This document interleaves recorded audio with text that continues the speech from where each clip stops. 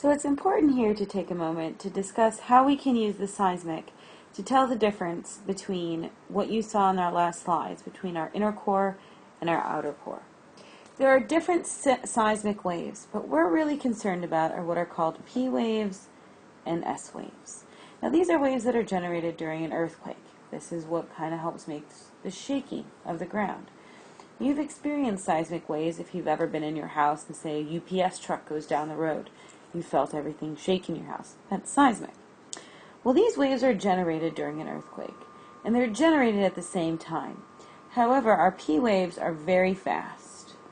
They move through the rock super fast, and they're fast enough that they can go through liquid and solid. Now, our S waves are slightly slower. They don't quite have enough oomph, so they can only go through solids.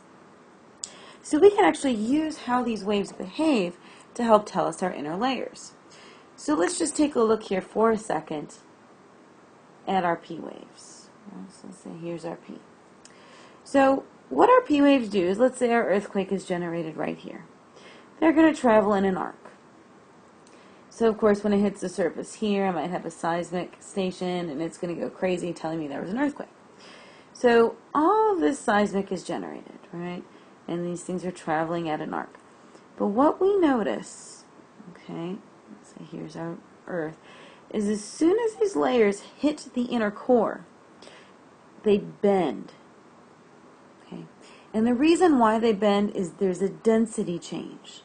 The density of the core is very, very high. It's so high that as the wave travels through there, it actually speeds up. So it bends the wave, and then the wave comes out here. Well, what happens is we get a shadow zone. So from here to here, we get no P wave. So there's no P wave information that's received here. So what we can do is, if you know enough trigonometry, you can take the size of this arc, project it back, and figure out the size of our inner core. So our P wave was used to tell us the size of the core and that it was solid and dense. Now, on the other hand, we can use our S waves to tell us about the outer core. So what happens during an earthquake, right? Same thing, same earthquake right here. Our S waves are going in the same direction. They're just moving a little bit slower. So again, that information hits the seismic station. They go crazy. Now what happens is when they hit the outer core, they stop. They cannot penetrate through that layer. So what we get is an S wave shadow zone that is this whole size of the Earth. So there's our S wave shadow. So we get no S wave information over here. And the reason why it stops is our outer core is liquid. Remember, our S waves cannot travel through liquid.